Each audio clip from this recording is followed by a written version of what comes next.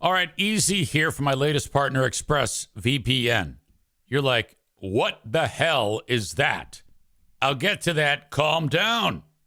First of all, going online without ExpressVPN is like forgetting to mute yourself on a Zoom meeting. Do you really want all of your coworkers to hear you trash talking them? Okay, so that's kind of like helping me illustrate to you what's up. Why everybody needs a VPN. Okay, so everything you do online, the shows you watch, the websites you go to, anything you do online, that gets sent to your internet service provider, including your mobile network providers. They know every single website you visit. All right? Reroute 100% of your traffic to ExpressVPN through their secure encrypted servers so your ISP cannot see your browsing history. Privacy is really big to a lot of folks, so that's why this is very, very important. ExpressVPN is the best. They hide your IP address, making it extremely difficult for third parties to track your online activity. That's important for your old pal EZ because with my setup, I can't have any compromises. My internet is so important for doing what I do that if anything affects what I do, that's trouble. That's why I use ExpressVPN. Very easy to use. You just fire up the app and click one button to get protected. Works on all of your devices too, phones, laptops, tablets, more, so you can stay private on the go. I swear by this, and my life is so much easier now that the Eric Zane Show podcast is utilizing ExpressVPN. So what you need to do is protect your online privacy today by visiting expressvpn.com/Zane. That's expressvpn.com/Zane. And you can get an extra 3 months free. expressvpn.com/Zane. Hello, once again, everybody. Welcome into the Eric Zane Show Patreon bonus podcast. A little too warm for this. Look at that hair. Oh, God. Cut your hair, you idiot. Welcome. I see some fantastic, lovely faces. I see Matt down there in the Kalamazoo. I see Linda. I see Aaron. I see Megan. I see Adam. There's some discussion about fighting. Megan says, who is going to fight? I guess it got a little wonky, a little bit off the rails during the free podcast. Some of the ladies were, something was going on. Something wasn't. Amanda said something that Ashley did not like. Ashley took umbrage, and Ashley responded aggressively. And I think Amanda was kind of like backing off. Wasn't she trying to like reconcile? Did you get the impression that she was like, hey, I'm sorry? I mean, I was kind of half looking at it. I didn't want to make it the focus of my morning because then I would have just been reading the chat. It was quite involved, I think. I think there was some real heartache between the people. I think just cooler heads need to prevail. Aaron says it's always the ladies and Kenny.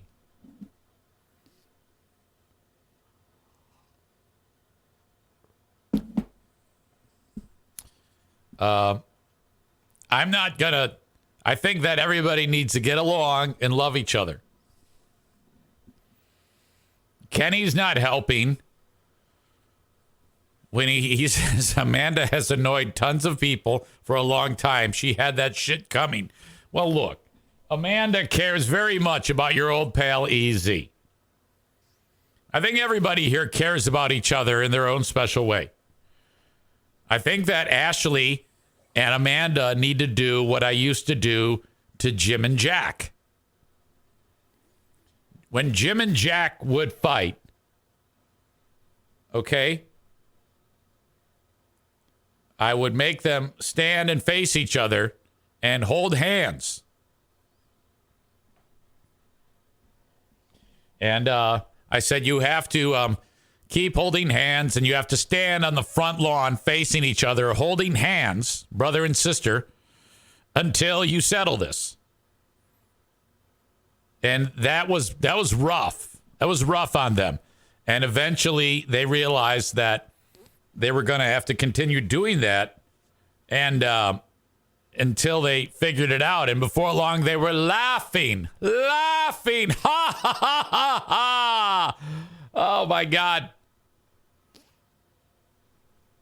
If you were listening to the free podcast at the end of it, you may not have been there for the end of it, but out of the blue, a young man by the name of Siyash from India checked in. He went by Gary in the chat. Now, that's not his name, obviously. We figured out through some Q&A that Gary Richmond is not his real name. His name is Siyash, and he's from some state in India. But he speaks English, writes English, reads English, and he really wants to have sex with white women.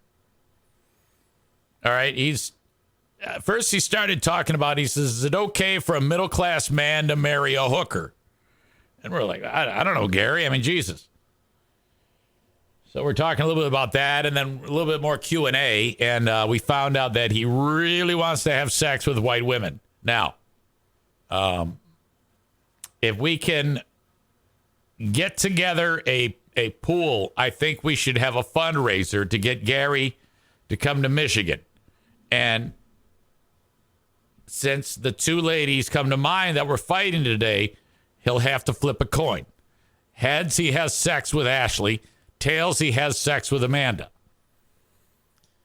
I told him there are tons of white women that will have sex with him here in the U.S., and that men who are Indian, dots not feathers, are coveted here in the U.S. Ashley already agrees. She says, send him my way. Everything has a price. Okay, there we go.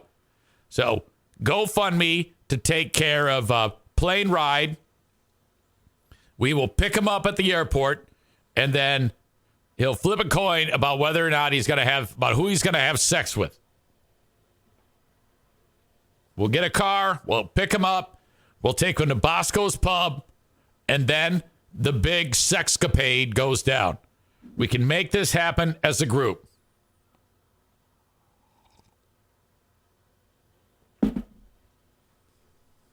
All right. Well, anyway, Gary is all in, and no matter what, he's extremely lovable and gullible, is Gary / Siyash from India. And then I talked about him making sure that he follows me on Twitch. He did. There's Gary on Twitch. Gary_Richmond.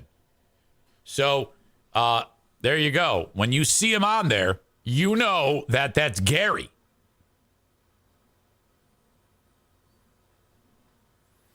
Ashley is an emotional mess right now after yesterday's catastrophe. And now today she got into a big brawl during the goddamn show. And now here she is. She's just having a hard time because she's still very, very upset because her and Tim is no longer in her life. And she's very, very sad about that. And that's no joke. I mean, I'm not making any jokes about that. She cared very much about him, and it didn't work out. And she's having a tough time. So hopefully things will settle down over the weekend. Maybe relax. Take it easy. You're gonna be fine. All right. Ashley says, I'm in charge of a large team of offshore developers. That guy is likely 15 years old. Are you talking about Siyash? Tyler says, I felt like we were talking to a Borat-like character while he was chatting with us. I got that impression too. Very nice. Because I was describing to him that in America, white women are oftentimes seen receiving anal sex from men from India on every street corner. And he's like, what? What? Really? He couldn't believe it.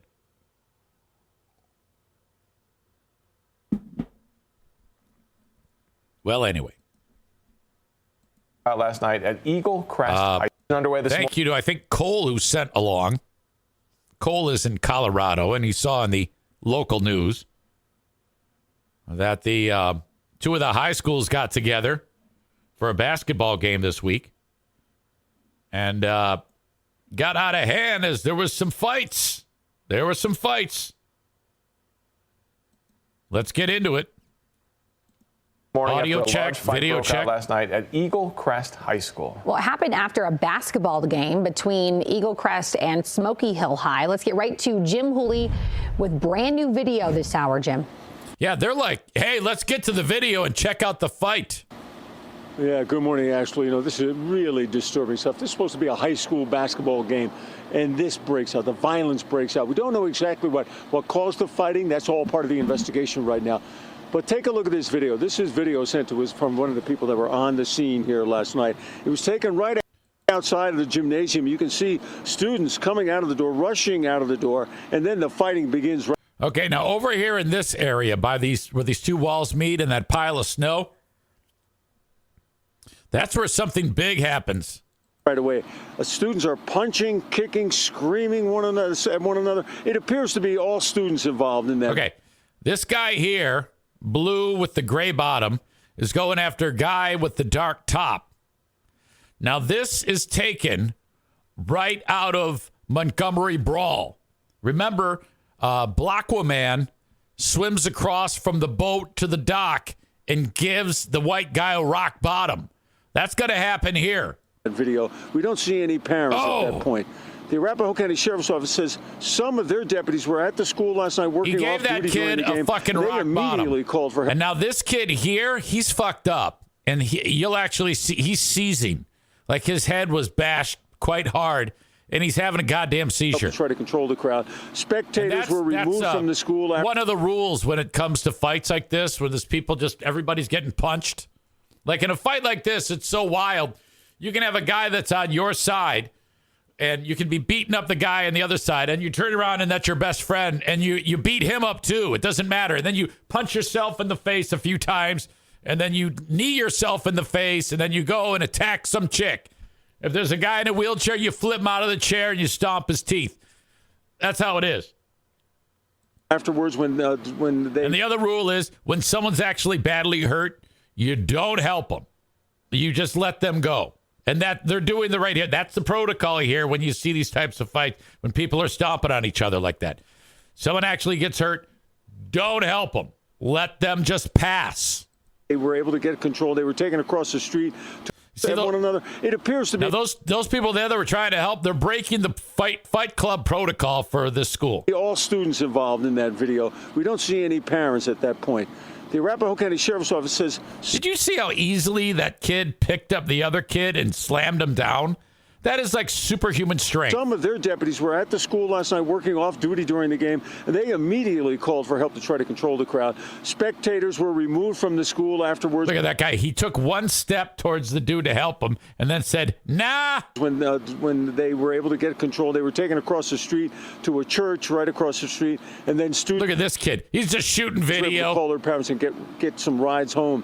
We're told one person was transported to the hospital, and deputies say that person was awake and talking when they were taken away. But one... That's the kid they're talking about. Parents sent an email to us saying that it appeared that person was suffering some kind of seizures.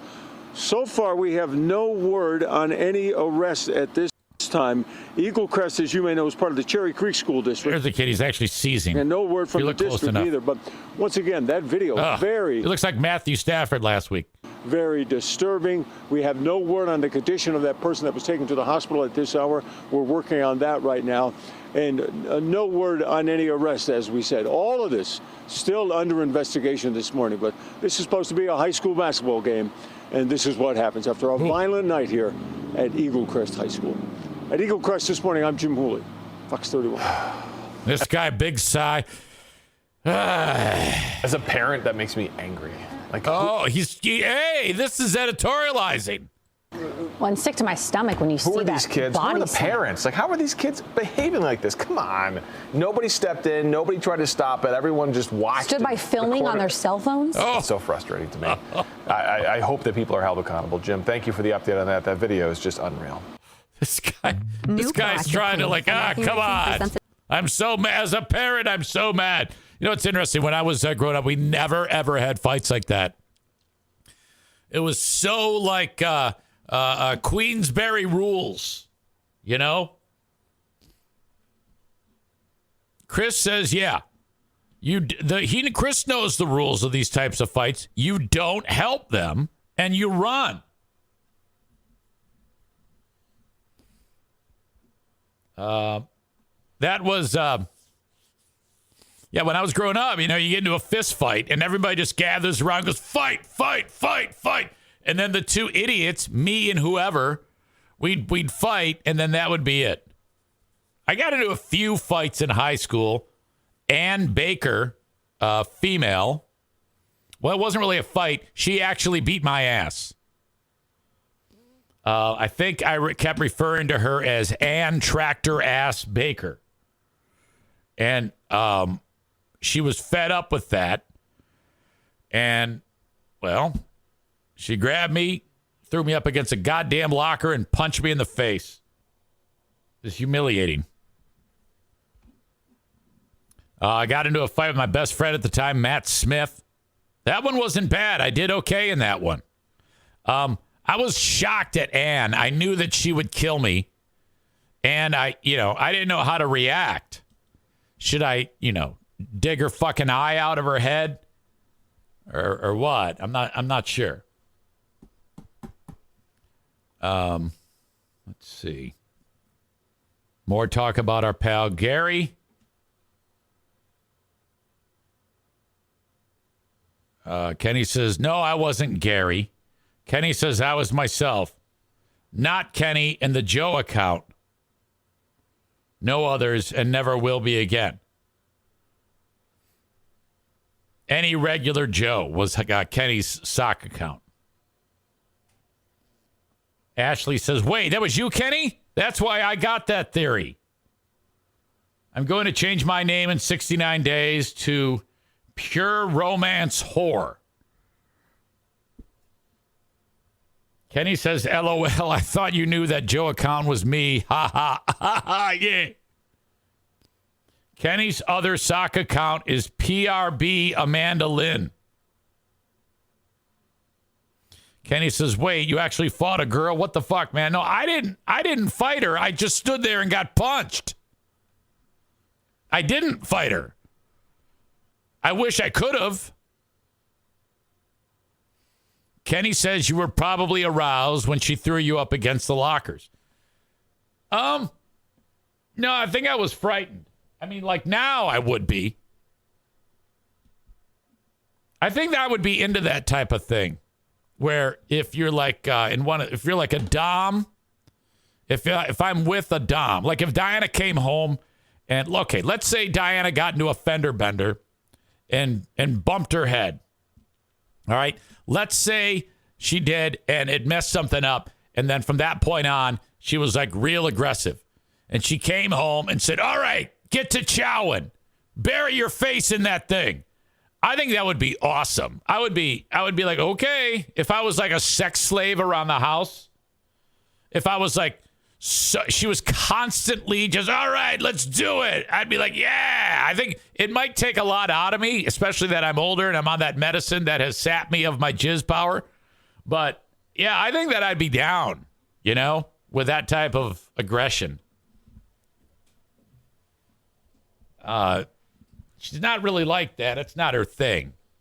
But as I am at this stage, I mean, if she would walk in and then she'd like kick off her shoes and rub them in some dirt and she says, all right, suck on these. I'd be like, yeah. All right. Megan says, I walked away. What event?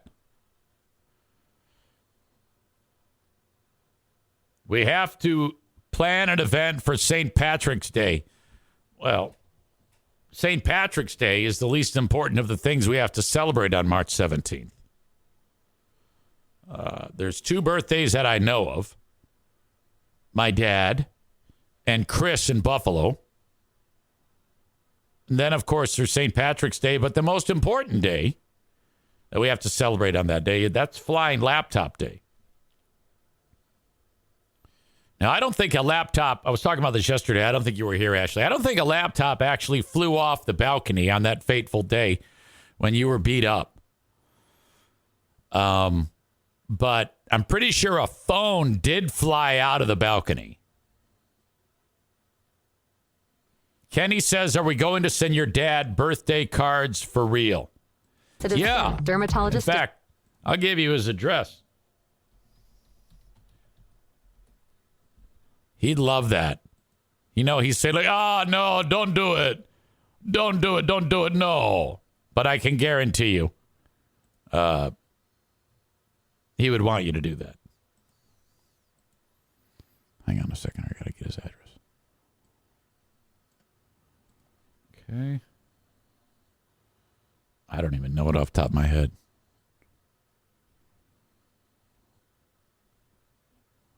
Aha.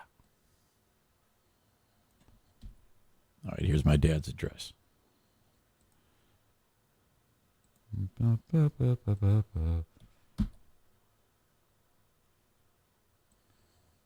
Okay, one more thing. Sorry. There you go. Dad's birthday cards. I'll include it in the show notes, too. He's not going to know what to do. He's going to love that so much. Just write him a note. That's stuff that when you're old like that, you know, it's like winning the lottery. I mean, if I got a bunch of cards from you guys, I mean, I would just throw them away. Okay? I just throw them all in the guy. I'd go, oh, it's so nice. And I just throw it away. But once I get old, you know, then we're talking. Then it's great. Megan says, if you want all the cards to come to Irvine's, we can bulk send them to him if you don't want everyone to have his address. Oh, that's a good point. All right. Well, I don't mind if you have his address. It's easy to find anyway.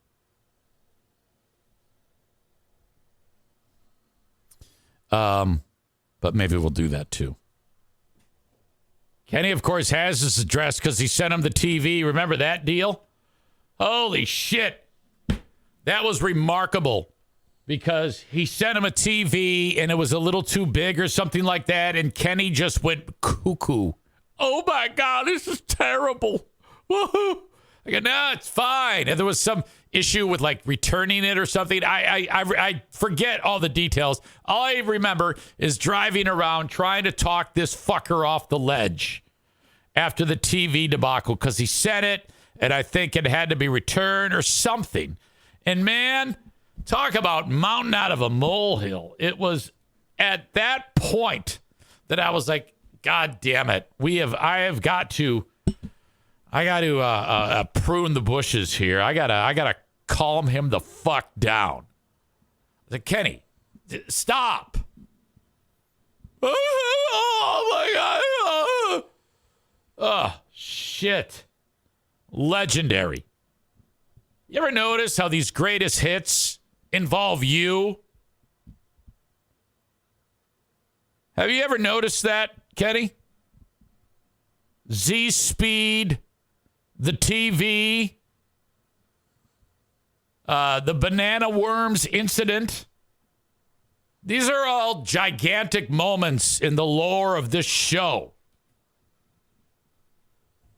Kenny says it was too big, but it was only like 43 inches. I hated that they were then tasked with taking it to a store themselves. Yeah, it's okay. There's a Walmart half a mile away. And I'm trying to explain it to him. I go, it's no big deal. Just take it back. Get the right TV. Oh, my God.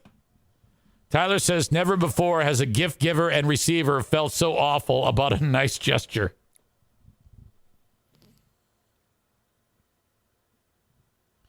Kenny says, what would you do without me, Eric? Oh, I don't know. I can't lose you. All right. Well, anyway, a bunch of kids got in a fight. Rob G. in New Jersey sent me a story, and he wrote a great joke for the subject line.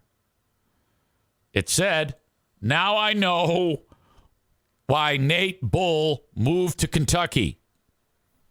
And then I open up the link. And according to Newsweek, Kentucky Republican pushes bill to make sex with first cousin not incest. What? Oh my God. What the fuck?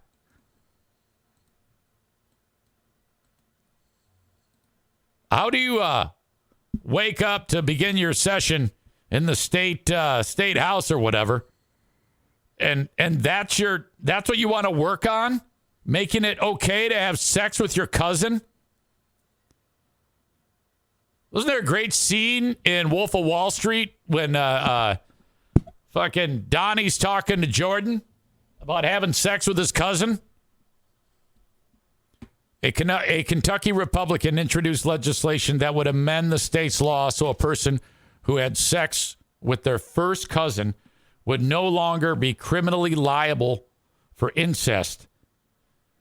The lawmaker, though, withdrew the bill and claimed, oh, yeah, it was an error made during the drafting process. Oh, bullshit. That type of, that's a written piece of legislation that was entered. Someone had to write the legislation.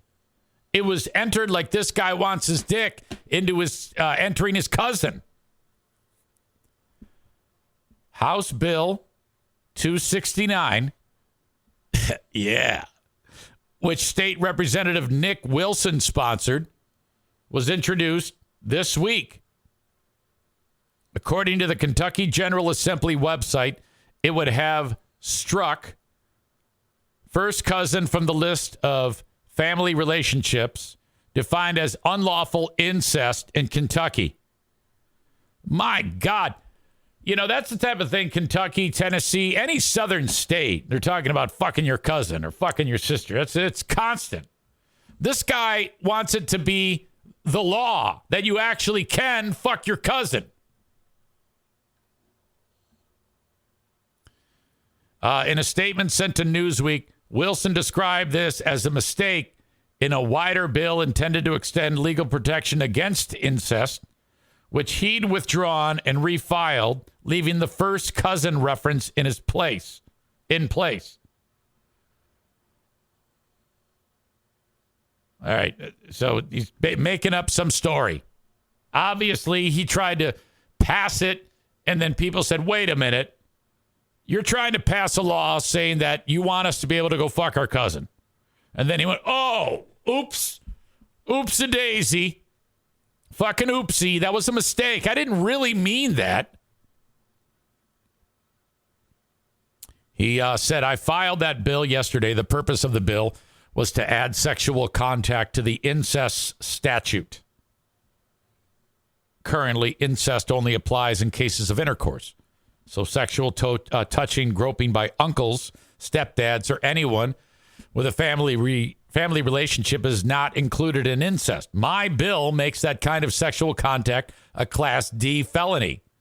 I didn't hear any of that, only because it was announced that he took first cousins from the list. He says, oh, yeah, I took it off there, and then, I failed to add it back. During today's session, I will withdraw and refile a bill with first cousin language intact. The fact that I was able to file a bill, catch the mistake, withdraw the bill, and refile within a 24-hour period shows that we have a good system. Deflect much? I did a good job in taking out when I said that it's okay to fuck your cousin.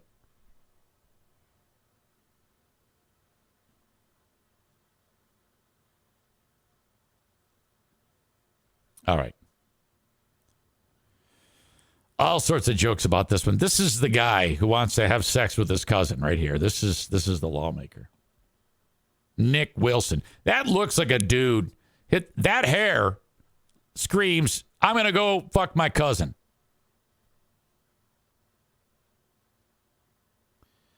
You ever wonder what it would be like if, like, you're a couple and you're having sex, but you're actually second cousins?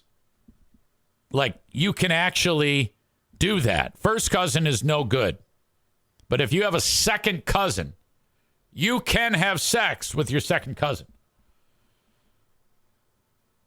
Do you think that would be a little bit unnerving for the couple who's having sex? That there's just a touch of shame involved at having sex with a family member? And by the way, I'm not even sure what constitutes second cousin. Not that I'm looking to go have sex with my second cousin. But, like, so my mom has kids. I'm one of them. Her brother has kids. Those are my cousins. Now, who's my second cousin? Would it be my cousin's kids? Is that how that works? Or does that go cousin once removed? I don't know. All this cousin talk is making me super wet.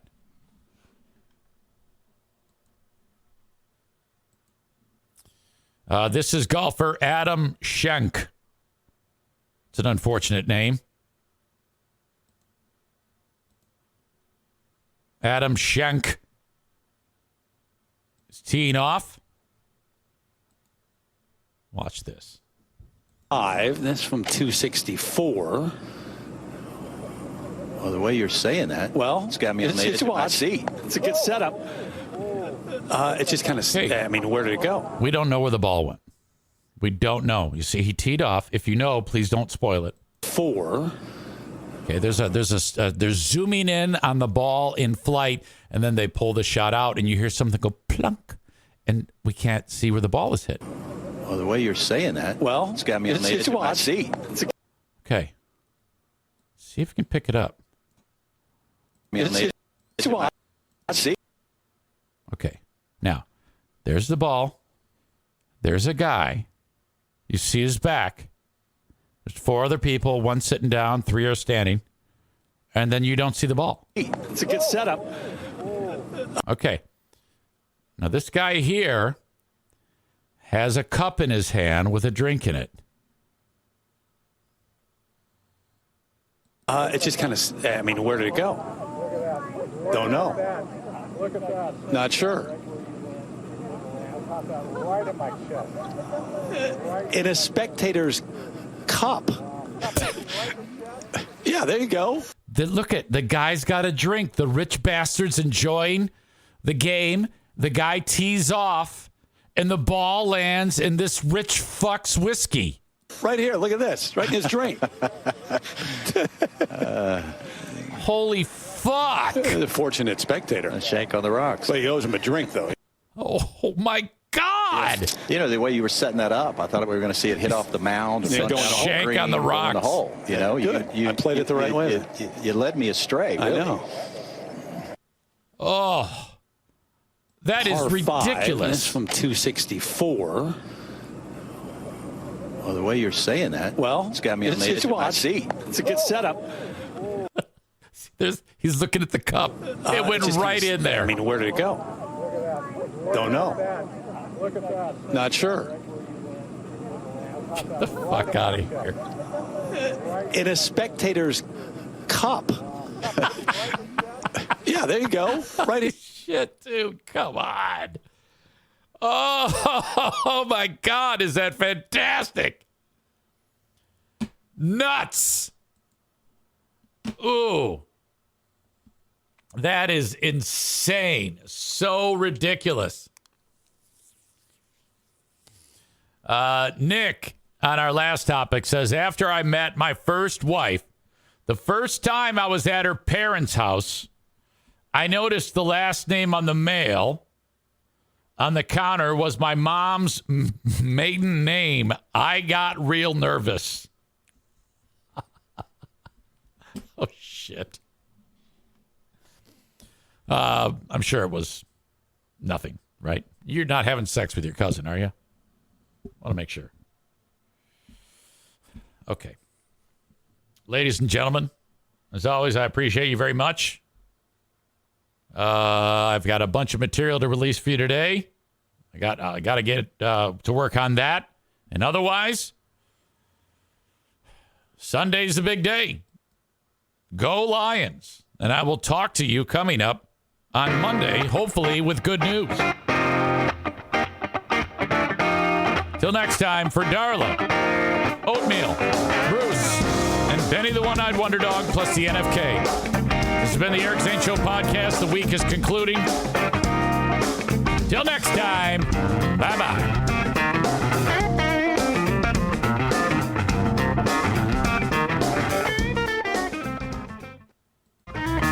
Welcome in to the Eric Zane Show podcast, Patreon bonus. Here we go. We go. Yeah. Oops. What the fuck am I doing? Fucking idiot.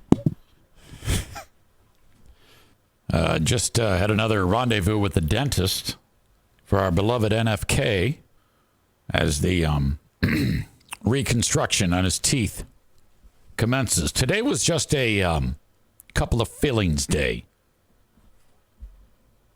Imagine, this is what happens when you just don't care.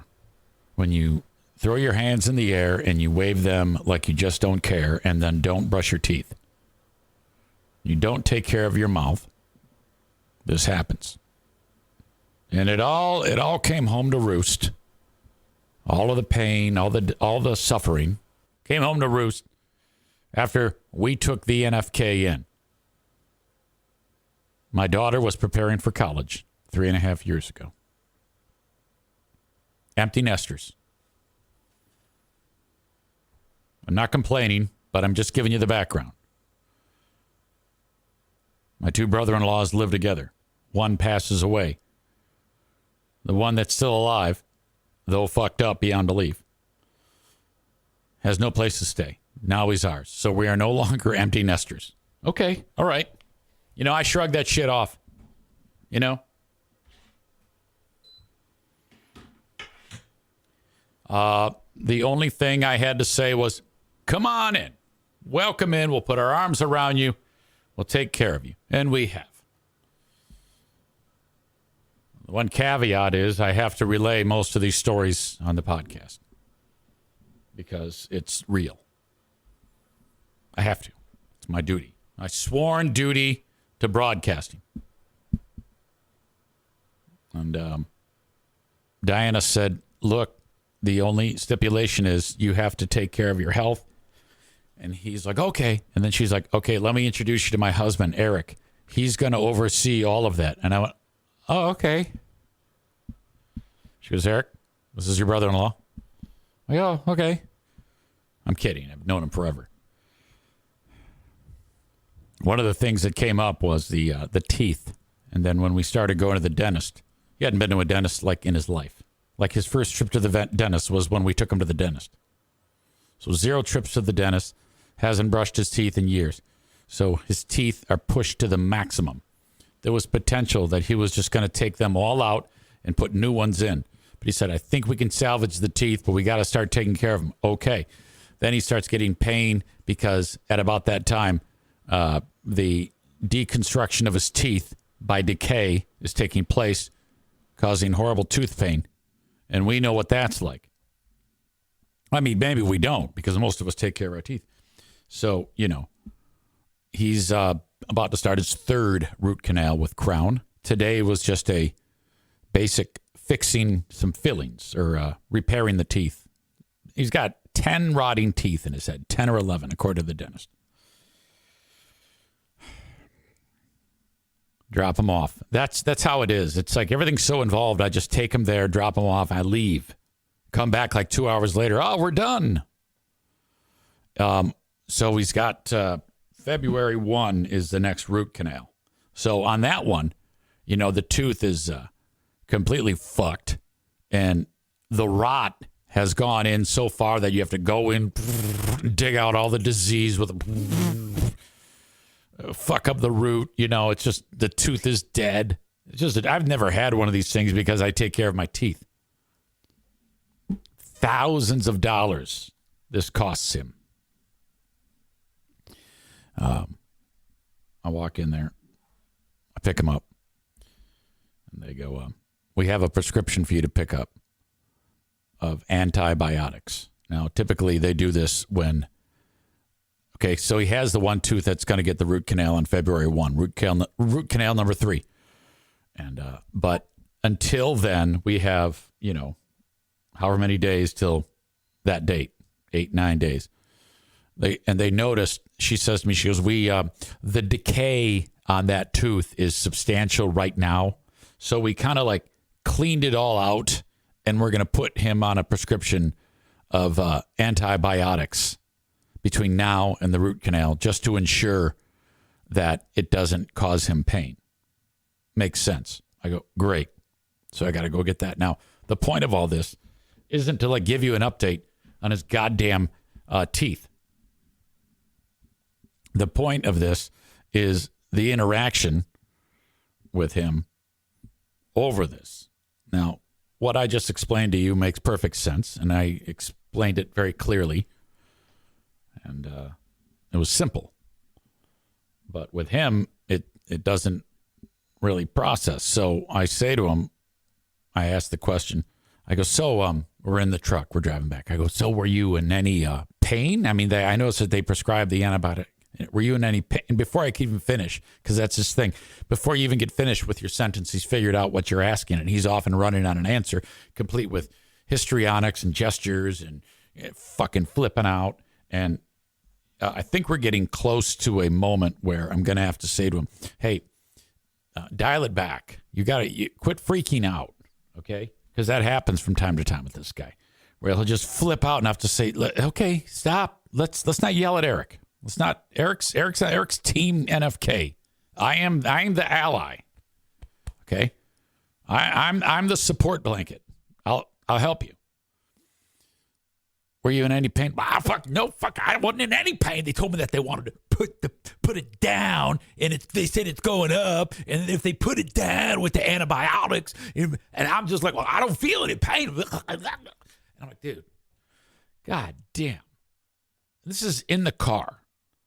And I'm like, Jesus Christ, if anybody sees this, they're going to call the cops.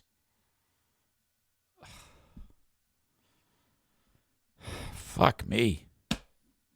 Anyway, he's fine. Let's talk about our pal Justin, formerly of the Free Beer and Hot Wings Show, and his lawsuit.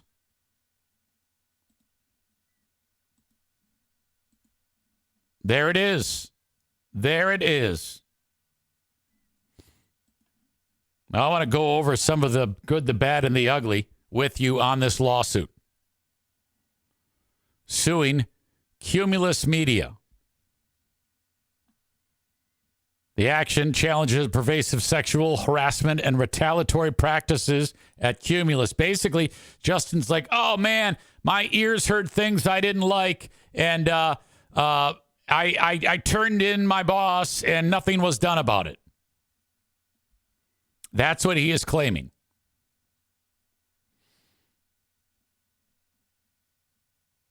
There's some, through his employment, defendant, that would be Cumulus, subjected plaintiff to severe and pervasive harassment and retaliation on the basis of his gender, including but not limited to inappropriate, unwanted, and sexually based comments, providing less access to resources such as ad revenue, weird, and support from the production team that negatively impacted plaintiff's ability to perform his duties, subjecting plaintiff to employment decisions that negatively affected his pay and or his ability to earn his ratings bonus.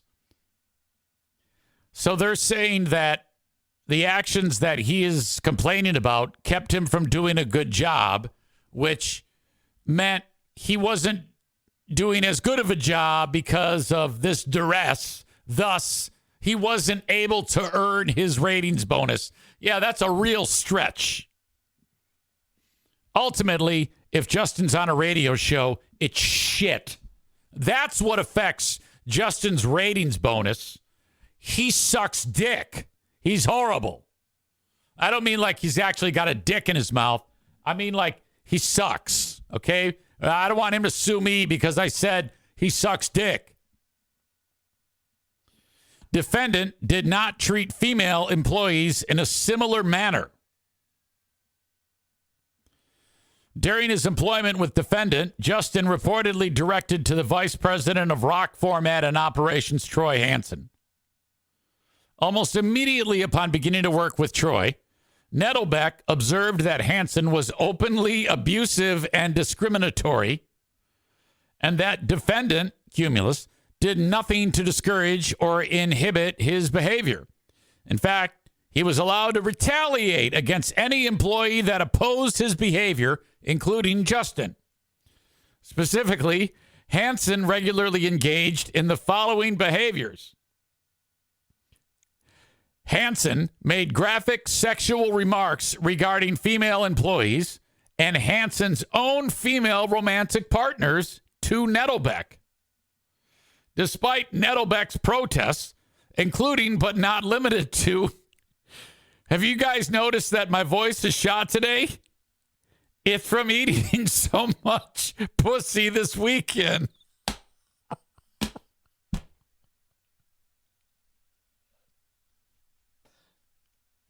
So are we to believe that when Troy made that guy joke, that Justin went, "Oh, my ears! How dare you?" Mark, I say that on this show. I say that to Ben. Oh, yeah. Yeah, I'm sure Justin was like, oh, what am I to do with that joke? Oh. And stating that he needed to go home to, quote, clean up all the blood after, quote, having sex with a girl on her period last night, or words to that effect.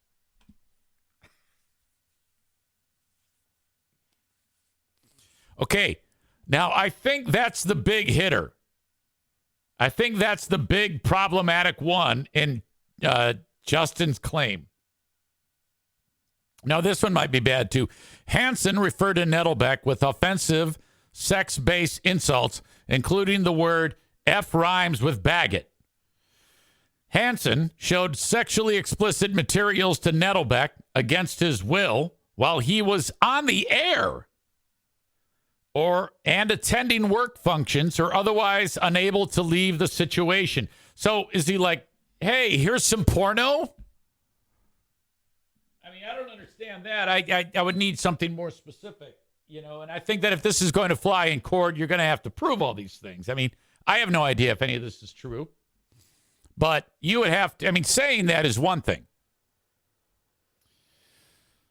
Hansen made graphic and or sexually explicit comments to female individuals while Justin was present, causing Nettlebeck anxiety and discomfort. All right. Now, these are all things that sound like you'd have to depose people to get, like, testimony. If he wants a full trial, he would have to have a list of witnesses that would have to say that these things actually happened. It's one thing to just say in a document. I mean, you got to prove that shit. Hansen's behaviors towards Nettlebeck were unwanted, and Nettlebeck protested them on multiple occasions. Specifically, Nettlebeck reported Hansen's behavior to Marv Niren, who's the boss there, on at least 6 occasions in or about March of 2020, November of 2020, July of 21, August 21, March 22, and January 23. I think one of the things that will come up if this does see a trial is, okay, you said in your claim that this almost immediately started, but you waited until March of 2020 before you said anything. Just my easy armchair quarterback thought on this.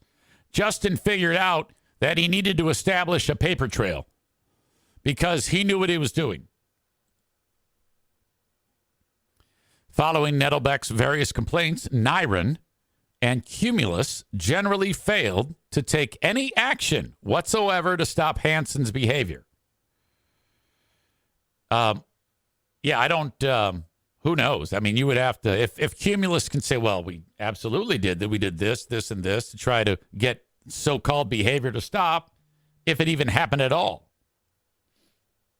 In fact, Hansen's behavior only escalated as he was allowed to retaliate against Nettlebeck because Justin complained about his behavior. On various occasions, Hansen's engaged in the following behaviors. A, threatened to kill himself if Nettlebeck reported him to Human Resources for his behavior. So, really? It would be like, Justin, you fucking asshole. Not, I'm going to kick your ass or I'm going to make you pay. It's, I'm going to make me pay if you do this. I'm going to hang myself if you report me to Human Resources.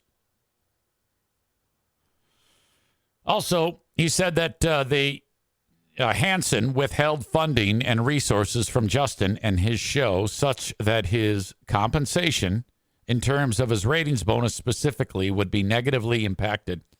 I'm telling you, that's a load of shit. Oh, yeah, you're withholding a resource to help me do a better show. And that means if I had your resources to do a better show, I would be able to get my ratings bonus. That is ridiculous, okay? Nobody listened to that show. That show sucked. Making threatening remarks to Nettlebeck such that Hansen was untouchable, and therefore Nettlebeck's complaints would never put a stop to his behavior. That's also claimed. Physically threatening Nettlebeck by gesturing aggressively at him in close proximity with a closed fist. So it's like, one of these days, right in the kisser. Suggesting that he might punch or hit Nettlebeck if he continued to complain about his behavior. This is bonkers to me. Yeah, Justin also says that he was harassed about his work and or performance. Well, I can believe that because he's shit. Including during live recordings such that Nettlebeck's professional reputation was damaged. I would have loved to have heard that. If that happened, it's warranted because Justin sucks. Hansen's discriminatory and retaliatory behaviors targeting Nettlebeck reached a breaking point in April of 23 when Nettlebeck had no choice but to resign his position as he felt physically and mentally unsafe to continue his career at Cumulus. And that is Justin's claim. It talks about in the state of Illinois because of sex discrimination in violation of the Illinois Human Rights Act. Gives all sorts of legal mumbo-jumbo as to his rights. Wherefore, the plaintiff requests the entry of judgment in his favor and against the defendant and enter an order awarding the following relief. All wages and benefits he would have received, but for the discrimination. B, compensatory damages. C, an award of costs. D, an award of reasonable attorney fees. E, such other relief as the court deems equitable and just. Jury trial demand. All right, so now what? What does Cumulus do? Fuck, I hope they fight him. I hope that they don't settle with his ass.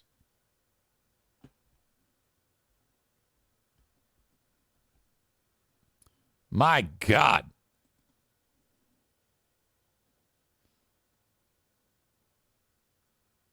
Let's see. Stevie says, what? Chris says, and that's an illegal filing? Chris, clutching pearls. Heavens to Betsy. I highly doubt his former coworkers want anything to do with him. Kenny says, Eric, it's a good thing you never worked with this guy. I'm sure your name would be all over this lawsuit about saying words that, quote unquote, caused him anxiety, etc. LOL. Absolutely. This is a frivolous lawsuit. 1,000,000% a frivolous lawsuit, and it will be treated as such. Fuck that guy. What an asshole. Free beer and hot wings. bullet dodged by this guy getting him out the door and gone. Frankly, I don't know. He's one of these chameleons who interviews very well, says all the right things in an interview, and then, okay, welcome. Here's your onboarding. Welcome. And then immediately you realize he sucks. He's horrible. He can't do anything. He's a gutless twat. And he will lose this. And he will never work another day in the industry again. Not that you can anyway. I mean, it's a pretty tough industry to get into these days. I mean, you all heard on Who Are These Justins how bad this guy is at broadcasting. He fucking stinks. All right? He is horrible. My God. All right. Speaking of free beer and hot wings, I have something to share with you. I shared this with a handful of you. Those of you who I thought could handle it. Specifically, what I'm about to share with you on the Patreon was shared with Ben Glaze, Radio Voice Linda, my wife, and Hurricane Ashley. And then after those four people were given this information, visual information, and they saw something, I shared something with them as pictures.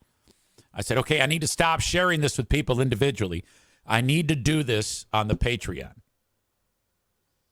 My daughter Jackie saw it because she has access to this set of photographs.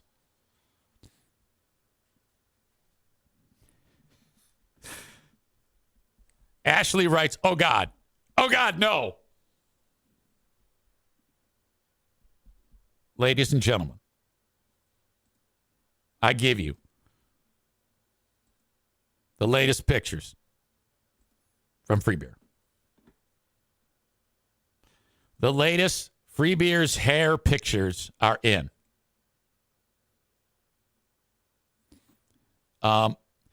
He's starting, okay.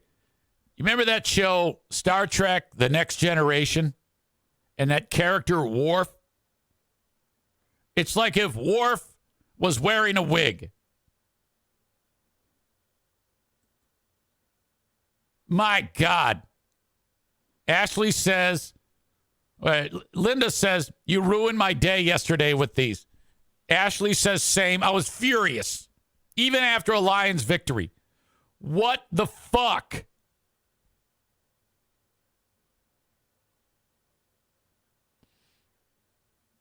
Aaron says he needs to get over to King's Room Barbershop. No, because only men get their hair cut there.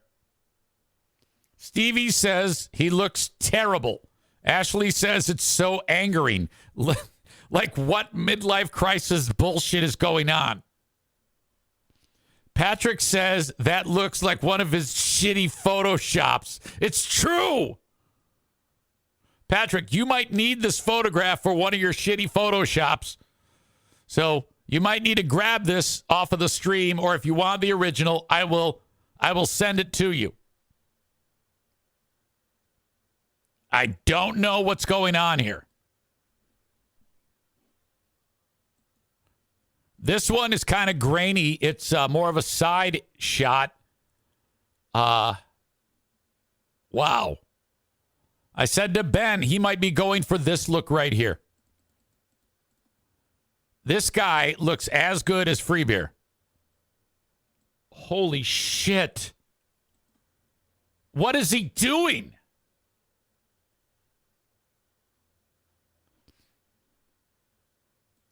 I don't know. I have no idea what's going on here. Really, really bad. I will include these photographs in the links, in the link of the show notes. I'll link it up there. Really, really bad. Ashley says, did his forehead get bigger and he's just shifting down the neck? I guess. Really bad. I'm sorry that I had to break that to you. Man.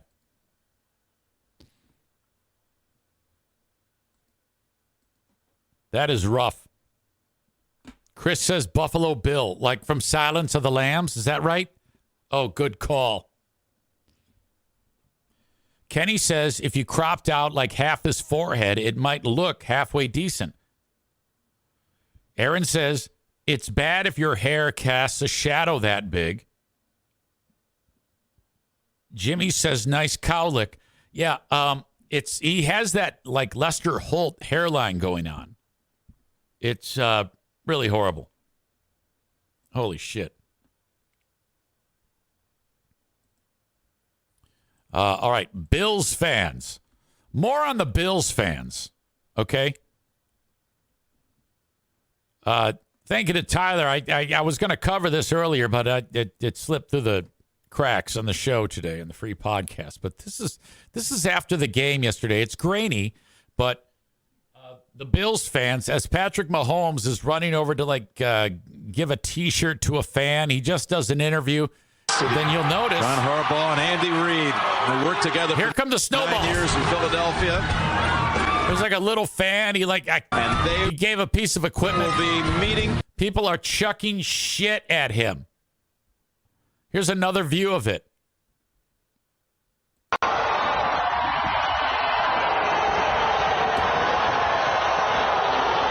As he leaves the field. And then this guy. Remember this guy? Look at him. Through their hands, and then a missed field goal. You can't do it all. What a game. Kelsey waving goodbye at the fans, blowing kisses. Oh, my God. Those poor fans, they need to throw snowballs at their own team. Jesus. And then those fans get roped into that whole deal about snow shoveling the stadium. Have you seen that? They're like, hey, yeah, we got snow, so all you come and shovel the snow. And then they all show up and they go, yeah, we're going to pay you $20. But even if they are $20 an hour, even if they didn't offer $20 an hour, Bills fans are some of the worst people on the planet. They're dumb as shit, with the exception of Chris in Buffalo. They love that stuff. Like Carl from Who Are These Podcasts? That asshole was there. What they did was at the top of the section, they would put Carl face down on the steps. And then he'd go like this. He'd show his teeth. And then they would just push him down the steps. And his teeth would plow the whole goddamn stairway all the way down to the field with those monster fucking teeth he has. That's what you do with Bills fans. They're the worst. And you want them to win because it's been so long. But these are the people that you don't want to hang out with. Like if you were to go to any local Walmart and you see, half the people are missing limbs and they got an eye that got chewed out by a dog and, fucking pants are on backwards, feces in their eyes. It's just fucked up. That's what you see at Walmart. That's the average Bills fan. These disgusting people. Like if you were to combine all of the incomes of the 80,000 people they got there in the fucking stadium, it's a few $1,000s. Nobody works. They just, eat their young, eat their animals. That's how they survive. Go to the football game. Every year they lose. It's just a goddamn catastrophe. And I wanted them to win. I wanted them to actually win for the possibility that you got these two struggling franchises, the Lions taking on the Bills, and then we would squash their dreams. Right now, the Lions are a 6.5-point underdog. 63% chance of winning for the San Francisco 49ers. The Lions just lost another one of their tight ends that got injured, so they picked up some dude, Ertz. I don't know the fuck he is. Used to play for Philly, used to play for a couple of teams. 33 years old, 3-time All-Pro. They picked him up from free agency. They needed somebody on the practice squads. They brought that fucker up. That's about it. That's about it for the sports. I don't want to go too sports-centric on you, Because you can do that. You can get too sporty on the goddamn thing and start like Simonson today. Bill's going to get on there and he's going to break down shit. It's like, fuck that. Oh, my God. which, by the way, I'll be filling in on the Huge Show. Let's see. When am I doing that? Bill and I both are going to be there. I forget. Oh, yeah. No, here it is. February 19 through February 23. Your old pal Easy on the radio with Bill.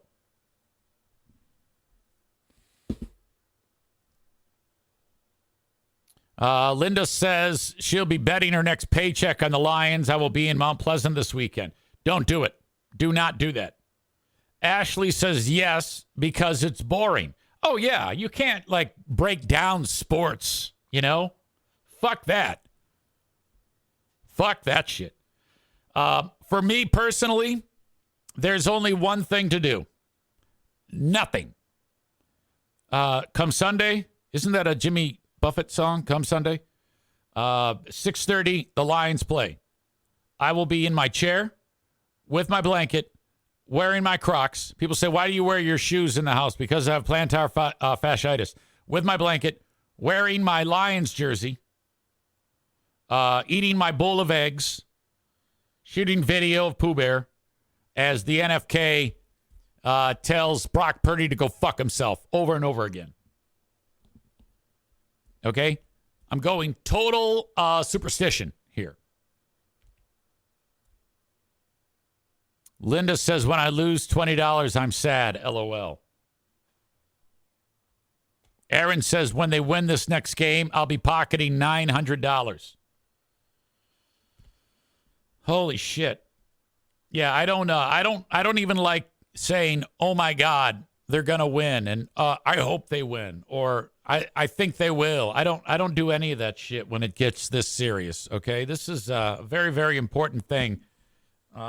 When I was a small kid, 14 years old, the Tigers won the World Series. That was intensely awesome. I actually lived in the city of Warren at the time.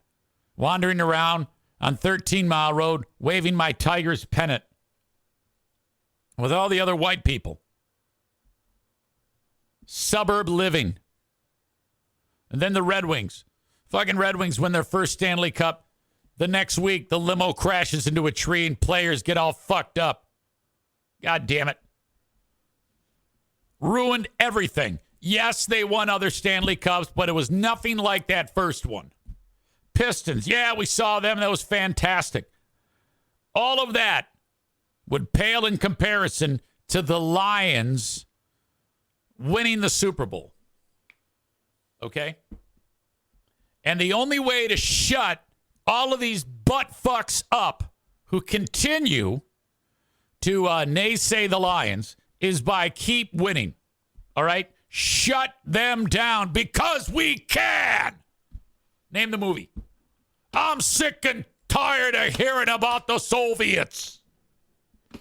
Ashley says, fuck sports. I got dumped when the Red Wings lost.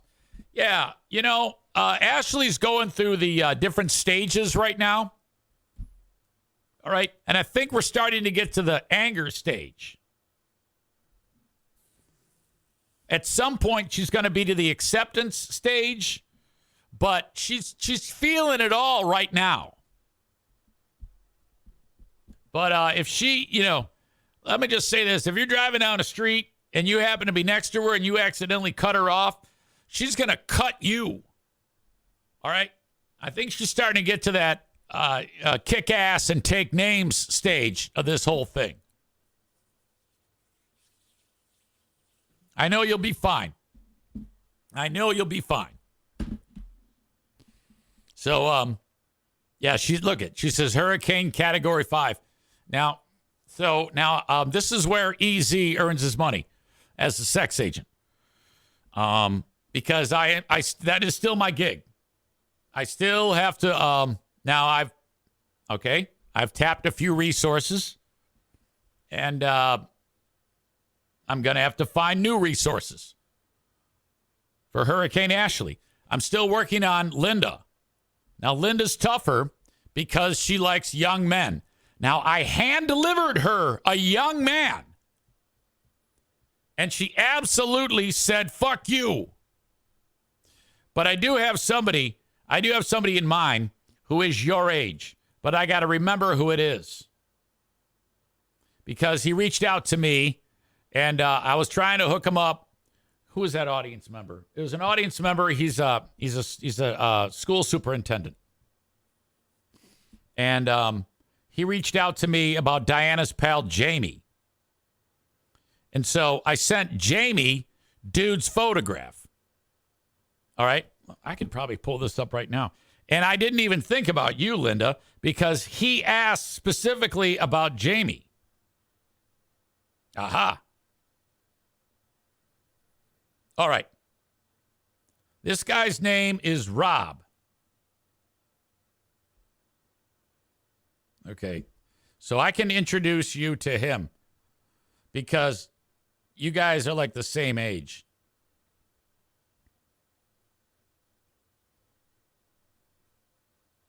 All right. Let me reach out to Rob.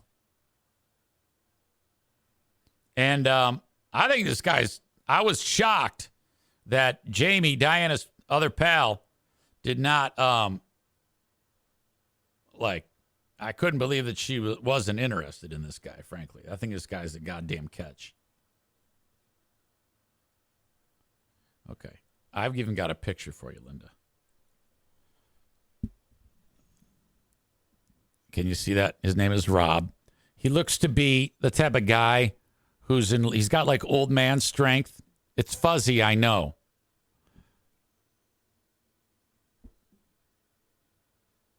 He's a handsome devil, and he's old like you. All right? So Jamie said, no, I'm not interested. There you go. That's my man, Rob. I'm going to send him a message right now. Yo, Rob. ... It didn't work out with Jamie, but I'm trying to fix you up with Linda. Period. I will get pics and send them your way.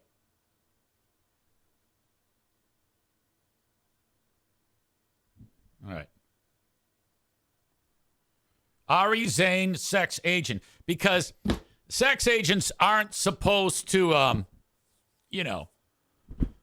just worry about one client. I mean, I've tried to several times with Ashley, and I got to also work with my other clients. That would be Linda. So I will pursue this on behalf of Linda as Ari Zane, sex agent. And she says no. She says no. Don't do it. Wait, what?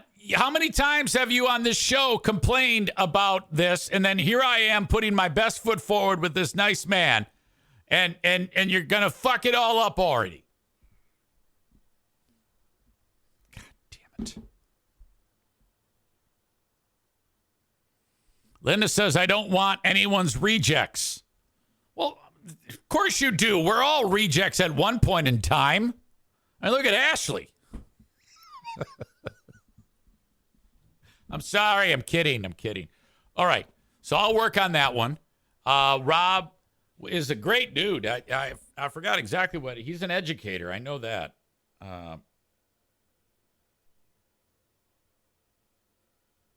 Okay. He is dean of students and athletic director and a football coach. So this guy's got it. He's very, he has insurance. What do you think? And dental. Works with kids. That's very nice. I think you would, it would serve you well to let me work my magic and perhaps go out for a nice cup of coffee or perhaps some dialogue via text as a sex agent that's part of my services. This is a nice guy. What school? I don't know. I'd have to really dig into my my text exchange with him. I can't do it. I'm trying as I speak. But Jamie, by the way, is super picky. So I said to Rob, I go, you're out. She doesn't want anything to do with you.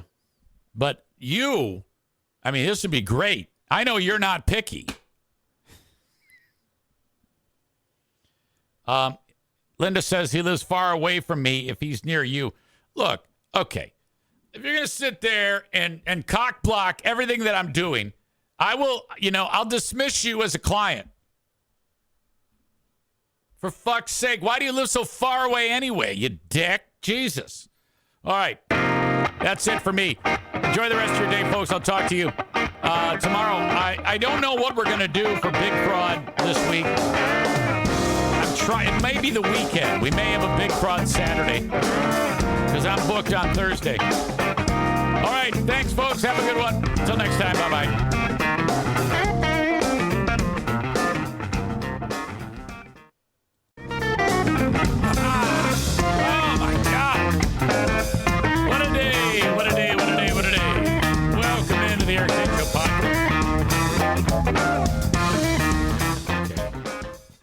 I'm not at all happy with my hair.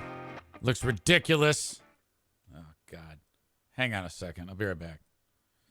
I can't do this show with my hair looking like this. Be right back. There we go. Things were a little too floofy for your old pal EZ. I'm already getting various comments. I see the multi-talented Hurricane Ashley says, "Oh, what a diva. Oh, my God. You're fucking diva." Maureen says, that reminds me, I need to make a hair appointment. Okay, good. Tyler says, at least it doesn't look like Free Beer's hair. Maureen says, wouldn't it be funny if he came back in a Free Beer wig? Maureen says, oh, that's so much better, but I don't know if she's being serious. I take my hair seriously, man. It's got to kind of flip over like that. I'm into the flip thing, but it's got to be high and tight. I don't look good with hair sticking out all over the place like an asshole. There's Maureen, like I indicated. Linda is here too. Easy is working his magic. Ari Zane, sex agent. That's AZ, not easy. I just informed Linda that she's one step closer to fresh dick. Because she has agreed to allow the sex agent. Thank you, Aram, saying I look very handsome. You are too. Always. She has agreed to let the sex agent do his job. Sex agent puts eyes on you and makes you irresistible. I have that effect on everyone. I can get anybody in line with the right person. And I got just the person in mind for the multi-talented Linda. It's this dude, Rob. Nice guy. Rob hurt, which is what your butt's going to do. Hurt.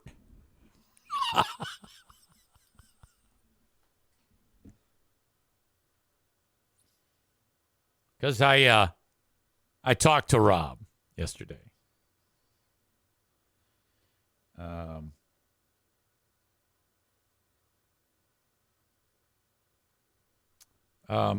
First of all, he writes, I thought that once while watching Ben and Eric, you are a matchmaker. Did you already send her my picture? Love your podcast. I wrote, hell yes, I did. I showed it to you on the stream. Rob wrote to me, and he wrote, no pictures of Linda? I said, look, I'm working on it, buddy. I'm working on it. Well, I was successful. I've got the pics. Now, I just send them off and let the charms work, okay?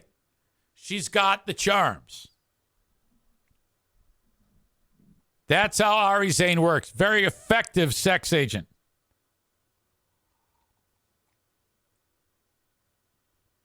Broker of love. Now, I can only bring the people together. Then the relationship has to blossom on its own. Does it always work out? Well, frankly, never. It's never really worked out. it always ends in heartache and discontent. But that is not on Ari Zane. Ari Zane's job is to bring people together.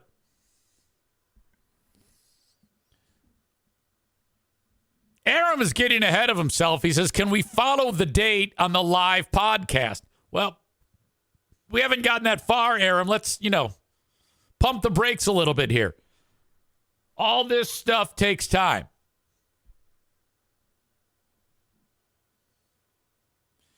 Ashley says he never claimed to be a husband agent.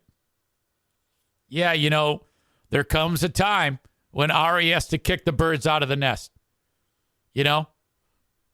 And do what birds do.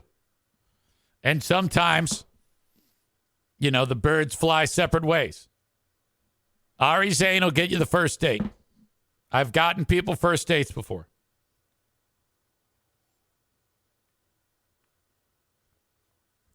Adam Bilboa is here. I got a text recently from Adam. I must share this with you.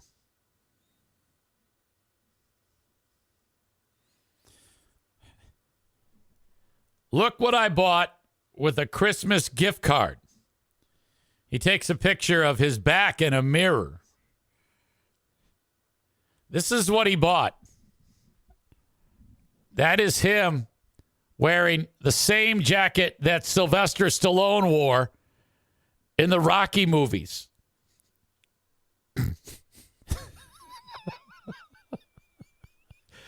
Satin jacket with a goddamn tiger on the back. He got a satin jacket with a goddamn tiger.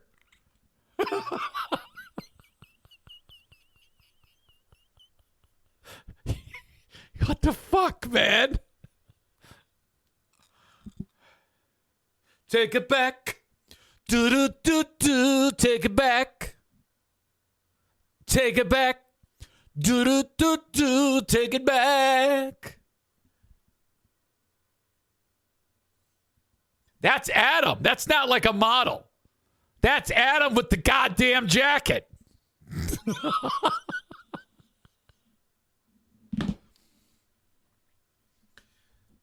Adam, you need to do a video tour of the Rocky Room.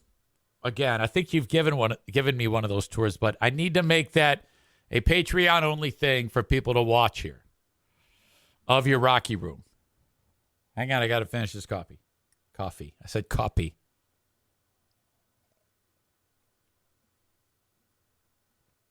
Hang on.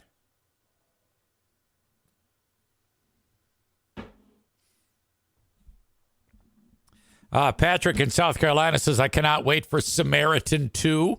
I can't wait either. I'm excited for it because of the life that we've pumped into that thing. Okay. Update for you. Since finishing the free podcast, a good portion of it today was talking about how your old pal EZ was brutally attacked on the Free Beer and Hot Wings Show subreddit. Well, since then, our very own Patrick, he likes to make these really bad Photoshop clip art things to promote Big Fraud Thursday. Now, I must have given him some bad information. We're doing actually a Big Fraud Saturday this week. But, they're obviously shitty, his promotional posters that he makes. But there's just so many damn Easter eggs, and it's so funny to look at what he does.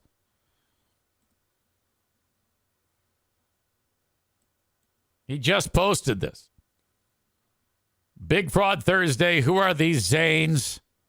FBHW Reddit pussies. With lines like, Toon Man rockin' and rollin' ya. We're live as hell, man. Me with a Kangol. A hot tub. Me and my mugshot when I was a kid. And then free beer without these goddamn really shitty Photoshop. Well, some of them are Photoshop. It's tough to tell which ones are real and which ones are fake. 2 of these are his actual hair. Oh, my God. And he writes, Big Fraud Thursday's back with a new episode of Who Are These Zanes? Ben and Eric will break down old clip from Zane's radio career. To me, the best part of this show is how uncomfortable Zane gets when revisiting these older, unpolished versions of himself. You can get both shows and past episodes for free, including Who Are These Free Beers, by signing up for a free 7-day trial on Patreon. If you are a fan of Free Beer's weird Trump hair, like to discuss dishwashers, or listen to 4 hours of one-sided radio game shows, then Zane's network of shows are not for you. Free Beer and Hot Wings Reddit cowards are encouraged to comment. Zane is banned, and anyone with a difference of opinion is banned by the FBHW thin-skin mods. Say what you want here. Zane doesn't ban people with different opinions, and congratulations, FBHW pussy Redditors. You made asshole of the day on Zane's free podcast today. So I found out about that had happened on accident because I was back to perusing what these dickheads are saying about your old pal EZ and their continued onslaught. And sure enough, one of them noticed that that had happened. Apparently, pussy Redditors are Zane's asshole of the day, which I think means we struck a nerve, but also proves the point. All right. Well, I don't know. I mean, I would say I'd call it a draw. I mean, you talk about me, I talk about you. I think that's how it works. I didn't post that on your goddamn page. I didn't do any of that. I was here minding my own business, having fun with you, showing you pictures of Free Beer's fucked up hair. One of those idiots screenshot my shit and posted it on there. What do you want me to do? Don't blame me. You're the ones talking about it. I appreciate it. Again, when I found out that this was happening, all I see is dollar signs. At the end of the day, that's all I'm concerned about. Dollar signs. You know? I need a new hot tub lid. I need a new camper. These are all new things that I need. And I don't like to go without those things. So when that happens, I'm like, all right, dollars and cents. There you go.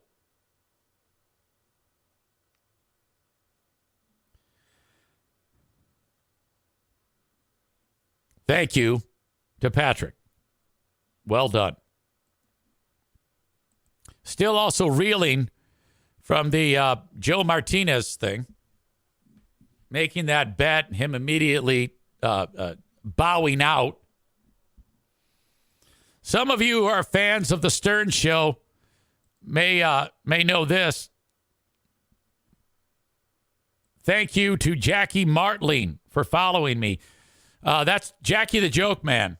And I'm going to be interviewing Jackie the Joke Man today on the Who Are These Podcasts YouTube channel. You can check it out right here. In fact, I'll retweet this. Hold on a second. Join Christian and myself as we interview Jackie the Joke Man.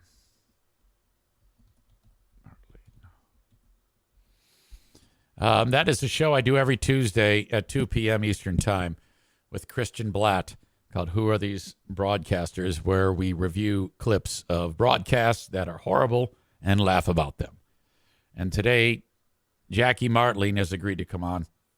So we're excited about that. You can, in fact, I'll give you the link right here. Let's see, share. And right there. Copy that. And at 2 p.m., it'll be Christian, myself, and Jackie. I'm really looking forward to that. Christian is a big behind-the-scenes guy in, believe it or not, Hollywood. He's got a lot of people that he's friends with there. But we're on Carl's network. Carl kind of like contracted Christian and I to do shows on there. I haven't really talked about it that much because it's kind of like we've been figuring each other out, and I don't necessarily want everybody to check out the early shows, but we've been at it for about 4 months now, and they're starting to come together where it's not as awkward figuring each other out. So every Tuesday at 2 p.m. Eastern Time, we do Who Are These Broadcasters? Myself and Christian Blatt, Bladt. He is the yin to my yang. But anyway, we invited Jackie on to do the show with us and just hang out, talk to him, interview him a bit. And I'm excited because he's a goddamn legend. Jackie Martling with EZ in 2 hours. Dr. Jim Barry in beautiful South Carolina sent this my way. I guess a school had to be canceled. Jackie Martling with EZ. Oops, I'm hearing something I shouldn't be hearing. It was a wormhole. We don't want a wormhole. A school had to be canceled because, well, it wasn't like a snow day. So a weird reason for the school to be canceled. But I found myself in this clip having a hard time paying attention to why the school was canceled because something was distracting me. See if you can figure out what. So yesterday around 8 o'clock, all the teachers in the building get this text message. Like she's one of the teachers. That our school will be closed on Monday due to a wildlife issue inside the building. Then our principal sends out the mass email that goes to all the parents and stuff. And in that email, she attaches this photo. Do you see that? Do you see it? Okay, it's a raccoon. So she does this 1 minute and 40-second video because a raccoon got in the school, so they had to cancel the school till they got the raccoon. But this chick doing the video, who's a teacher, or maybe she's a para, I don't know, lunch mom, or I don't know, maybe a school shooter. Have you ever seen a more ridiculous appearance in all your life when it comes to eyebrows? This is one of these chicks who takes apparently shoe polish and puts it where there should be eyebrows. She looks like a sinister version of Ronald McDonald. Do you see that little guy? Also attached to that email is... And those ridiculously stupid-looking eyebrows, too. This. I mean, what do you call it? Eyelashes. The eyelashes aren't as bad as the eyebrows. I mean, if she had normal eyebrows, you would see those eyelashes and go, all right. I mean, a little bit clumpy here on one of them, but I mean, maybe I can't even tell if I'm sure those are fake. Maybe not. I don't know. Picture. Do you see that ceiling tile and that little critter? Yeah, if you make a video like this and expecting people to be interested in the storyline of the raccoon in the school, and you look like that, no one gives a shit about the raccoon. All we want to do is talk about your eyebrows. This is the third grade hallway because there are snowflakes, which our winter wonderland continued into our EAs. If this chick was my kid's teacher, I would take my kid out of the class because she looks like a fucking psychopath. Snowflakes. So this is right down the hallway from my class. There's no chance that my kid would not be raped if this person was a teacher. That's true. So we now have. And the thing is, I think she could be cute if she didn't ruin herself like this. Our first ever raccoon. She has a nice facial structure, pretty eyes, long dark hair, what she has of it. Raccoon Day. But we are not at school because they cannot catch this raccoon. What an asshole. They've been trying to catch him since Saturday. We got an email Saturday telling us the building was closed because there was a loose raccoon that they were working on catching. Okay, I'm not even going to watch another second of this. So Dr. Jim sent me that because the story about the raccoon, but the real story is that bitch's fucking eyebrows. Adam writes, nobody will get this reference, but she looks like Tong Po from the movie Kickboxer. What is it with you and movies about fighting?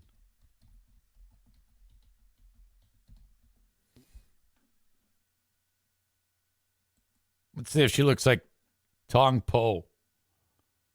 She doesn't look anything like Tong Po. What are you talking about?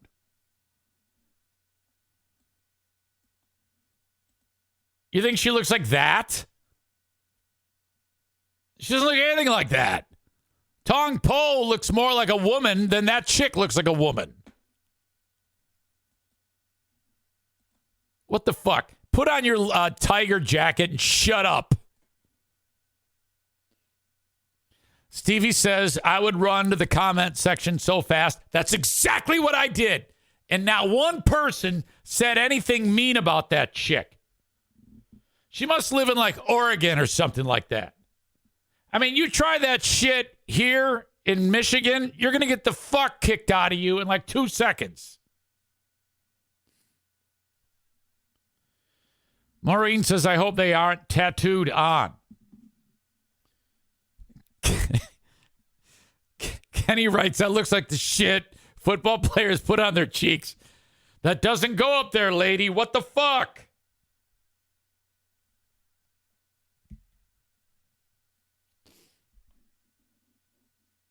All right. Well, at least now we know who Tong Po is. In the great state of Minnesota, there's a super rich chick named Kathy Cargill. One of the richest women on the planet. Kathy Cargill is worth billions of dollars with a B. I'll get to the details in the story. I read it, but I forgot how the fuck she got her money. But she's super rich. Super rich.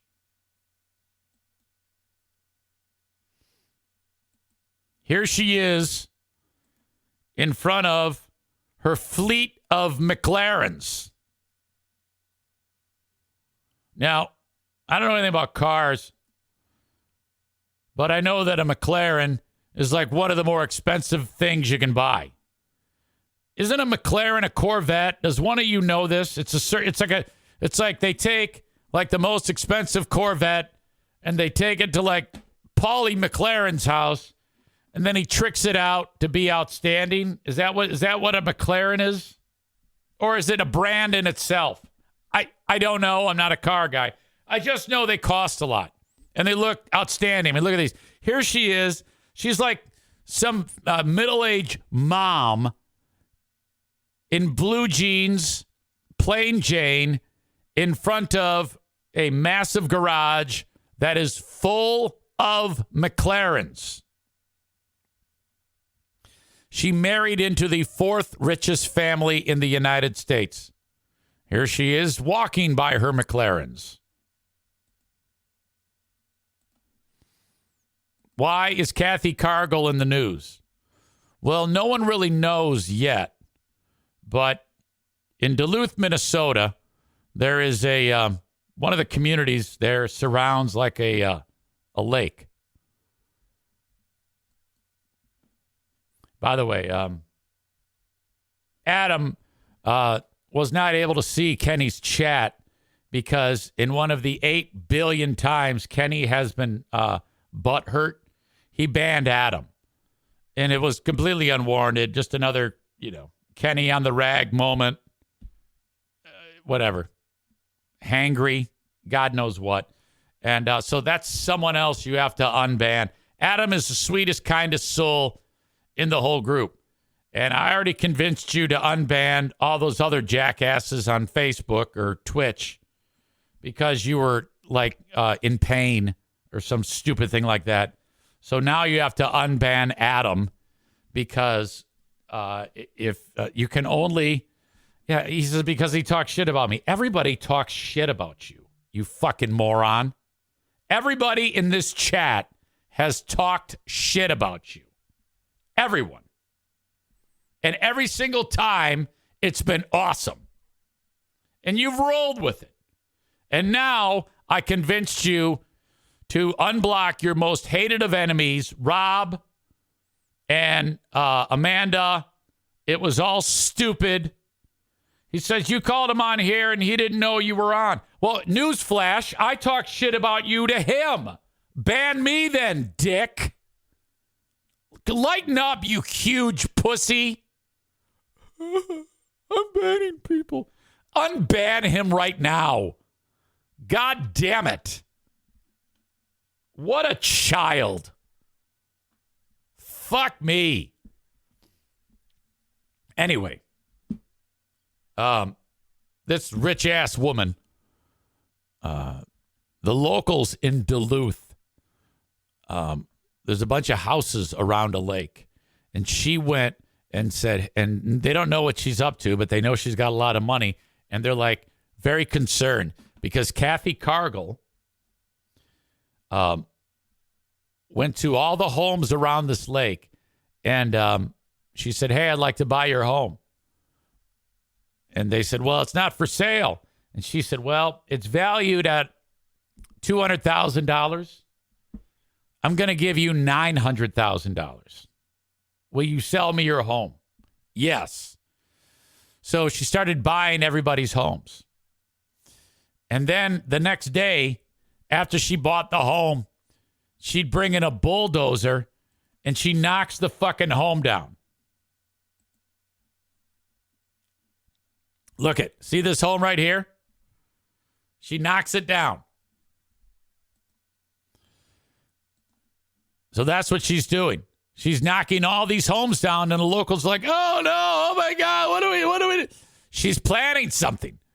And so now all the locals are pissed off, like, what is going to happen? And I'm like, who cares what's going to happen? She's probably going to, and people are worried. She is the wife of billionaire James Cargill II, one of the heirs to Cargill, Inc., the largest privately owned company in America. Cargill is a major seller of food and beauty products, including cocoa, soy, and oils, and owns brands such as Purina Pet Food. So she's buying all these damn homes.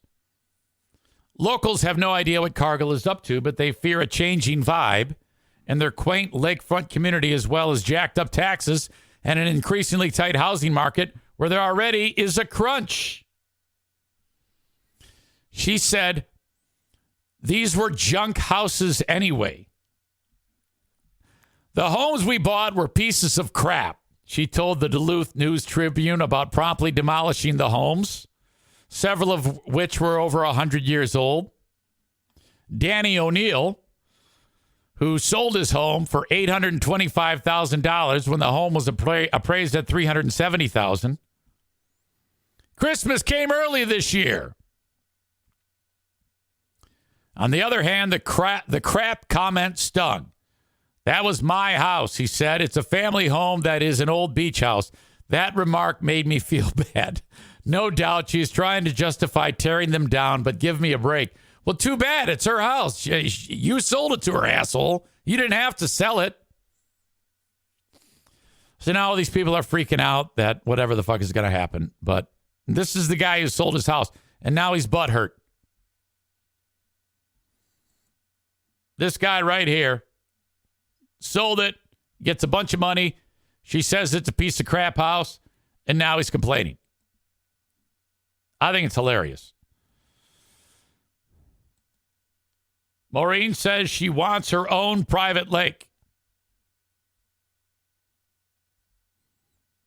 There's also worried about changing landscape and erosion. They tore down a lot of trees, blah, blah, blah, blah, blah, blah, blah. Cargill's husband is a descendant of W.W. Cargill, who launched his eponymous company in 1865 with a single grain warehouse. It's since mushroomed into a 50 to 75 billion with a B dollar Goliath, dealing in food production and distribution. My God. According to Forbes, the Cargills are the fourth richest family in the U.S. with $47 billion split among an estimated 23 relatives. Fuck me.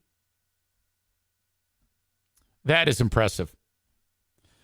You know, if you have that much money, you know, I can see where you might want to do something like this because you've got nothing else to do. I mean, honestly, if you have that much fucking money, how can you actually stay not bored? I mean, you can only travel so much, right? Before you just start to get worn out of it. I don't know. All right. Okay, Kenny has announced that he has left. He's done the old airport trick and said, okay, will do. Because I told him to unban Adam. I said, everybody talks shit about you. Why is Adam being held to that standard? So I was trying to convince his ass to unban Adam. And now, Adam, I told you today in a phone conversation, he's going to flip out soon. Here he has already flipped out. So I want bets from everyone about the next time we see Kenny on chat, either on the free podcast or the Patreon.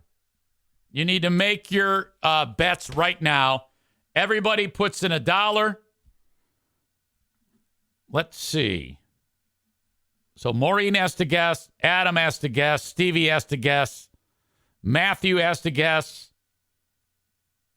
Tyler. Linda Hall.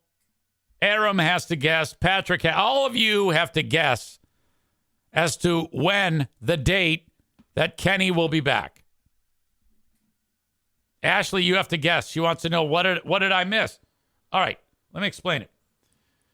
Adam got banned by Kenny because I guess Adam talked shit about Kenny. Now, I made the point that everyone here has talked shit about Kenny.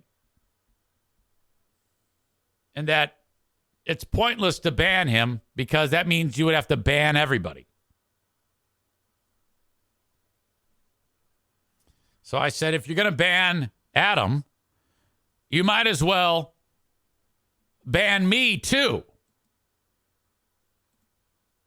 All right? Because I talk shit about you just like he talks shit about you. So then he said, all right, that's it. I'm leaving. I quit. And I'm like, oh, all right, I don't give a fuck. So everybody has to make a prediction. Now, everybody's saying tomorrow, but I need official guesses. Tyler says 8:14. Several more of you say tomorrow at 8 a.m. Matthew says he's still here under a burner name. I don't think so. I know everybody here. I think. But, who knows?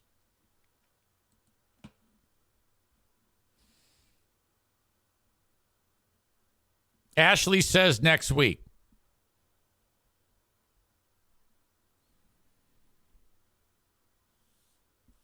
Tough for me to say. Kevin says 8:30. Linda, 8:05. By the way, you're all getting banned because this is talking trash about Kenny. Ashley says after about 4 emails, no, you have to put in a time. Try to keep up. Maureen says 8:47. He'll be lurking with a new name tomorrow. Linda says he just wants Eric Zaitunian. Patrick says 8:05 and even has a quote. Why am I not getting Twitch notifications? Matt H. I got you down for 9:15. Closest without going over gets the prize. Chris says 9:02. If I miss you, send it to me via email, eric@ericzaneshow.com. I'm going to go with Because he's going to watch the rest of this, so he's not going to participate tomorrow. I think you're all wrong. I'm going to say 1:25, so that would be Thursday at 9:20 a.m. Stevie says 8:15. Ashley says Friday, I need a time. Why is this so hard for you? Why is everybody giving me times and you're writing like, oh God, fuck you, the latest day. Why is everything difficult with you?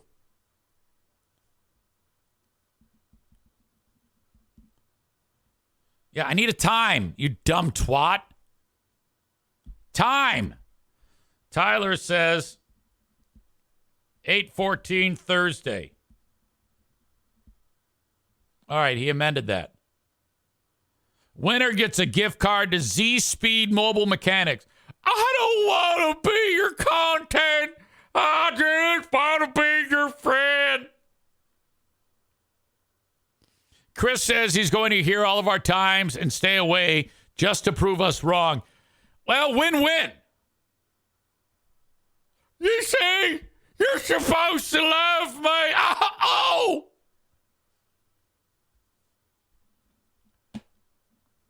All right.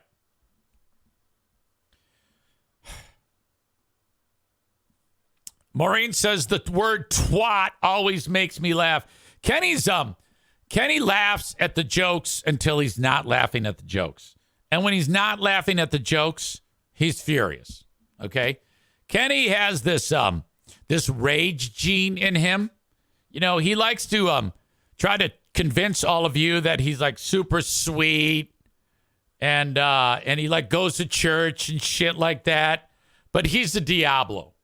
He is an absolute Diablo. Okay? He's a rage-filled anger ball who, as soon as he gets rankled, he blows his stack, you know, and just loses his mind. He is not even keeled. He's an absolute loose cannon. All right? He lives a double life. He is BTK.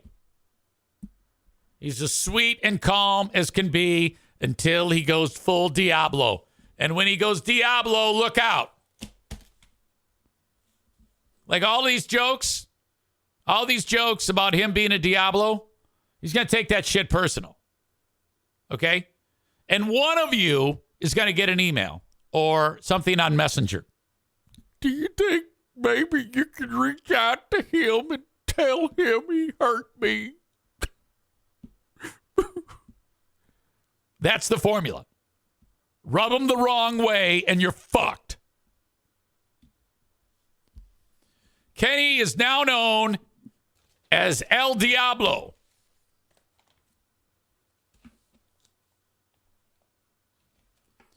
Linda says, do we need to warn his new girlfriend? No.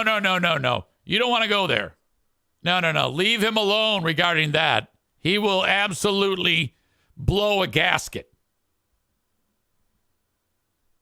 Oops, I told you I got a new girlfriend and I'm good at giving gifts. Oh. You fucking Diablo. Jesus Christ, Kenny, what the fuck is wrong with you? Unban Adam. You filthy twat. All right. Thank you for being here. I'll talk to you later on. Have a good one. Bye-bye.